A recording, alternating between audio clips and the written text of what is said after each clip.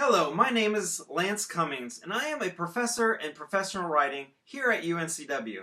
And this is a video presentation on reflective writing and self-assessments, why we do them both here in academia and in the professional world, and how you can accomplish them successfully.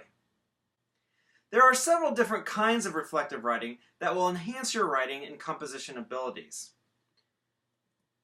First is writing about intention. This kind of reflective writing usually occurs before a project, requiring you to think about what you expect to learn, demonstrate, or accomplish in a given project. Often, your instructor will ask you to think about specific ideas or course goals that might play into a specific project. You might also write about your own experiences or expertise and how that might enhance your project. This kind of reflective writing helps you focus on your purpose and synthesize course material before diving into a project. Second, you will often be asked to write informally about your process as a writer. For example, you might brainstorm ideas or write some notes about how you plan on revising a rough draft. Oftentimes, you will be required to reflect on your entire process at the end of a project. These might be called by different names depending on what your instructor wants. A reflective letter often addresses the process behind your project and specifically addresses the instructor in some way. A critical reflection looks more like an essay and is often assigned a specific prompt. Self-assessments are focused around specific course goals or outcomes, usually listed on your syllabus, and can sometimes be pitched towards an outside professional audience. Finally, all this reflective writing usually culminates in a longer reflective paper attached to a portfolio or collection of your work. After collecting and reviewing your work, you'll be asked to detail how you evolved as a writer, what you've learned in the course, or how you accomplished specific class goals or outcomes. Most importantly, you will be asked to discuss how you can apply what you learned in other contexts, both inside and outside of academia. So why do we ask you to do so much reflection in professional writing courses? An important premise behind reflections is that writing is a way of thinking. We don't just write to communicate, we write to think through different ideas and options, especially when faced with a complex problem or writing situation. Writing is an important tool for problem solving. Research shows that good writers think about their process, and reflection can help in a lot of different ways. Stepping back and explaining the choices you make will help you make better choices in the future. For example, if you sit and think of 5 different ways you might design the front matter of your report, and then choose the one that best fits your purpose and audience, you are more likely to come up with a better document than if you chose the first that came to mind. For example, if you sit and think of 5 different ways you might design the front matter of your report, and then choose the one that best fits your purpose and audience, you are more likely to come up with a better document than if you chose the first that came to mind or simply copied out of your textbook. So reflection is a way to consider all your options so that you can produce the best possible draft. Second, reflection is a great way to learn more about yourself as a writer, thinker, and learner. You will better understand what strategies work best for you and how you can implement those strategies in other contexts. Consequently, articulating theories, ideas, and goals of each professional writing course in your own words will help you develop some transferable skills that you can use in future professional contexts.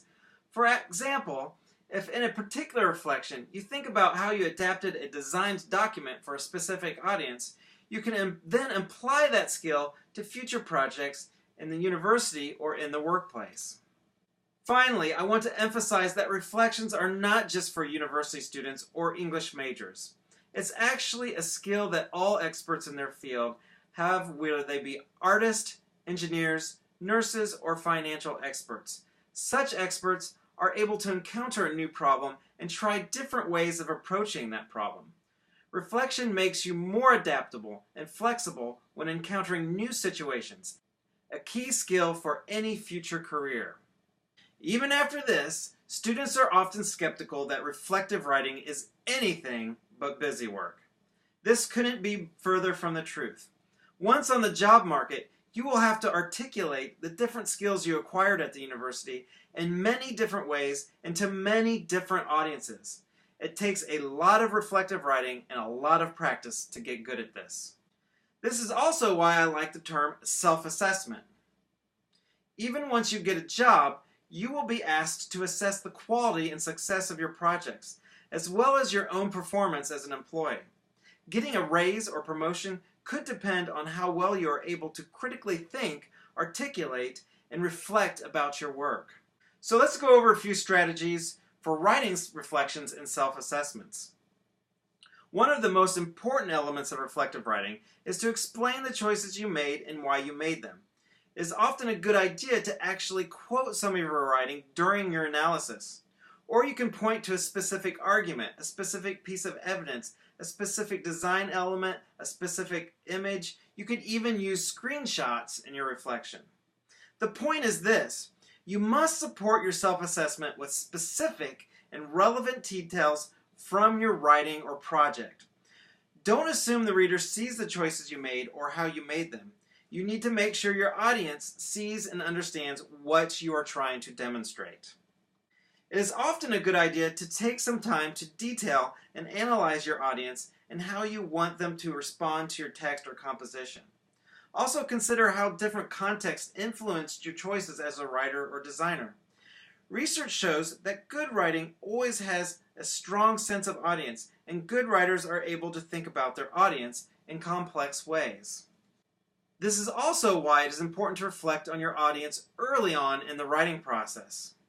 Again, it is important to be as specific as possible. The better sense you have of your audience, the better you will be able to explain the choices that you made. Often it is a good idea to frame your reflection or self-assessment within a story or narrative that shows how your process works or how you've changed as a writer or designer.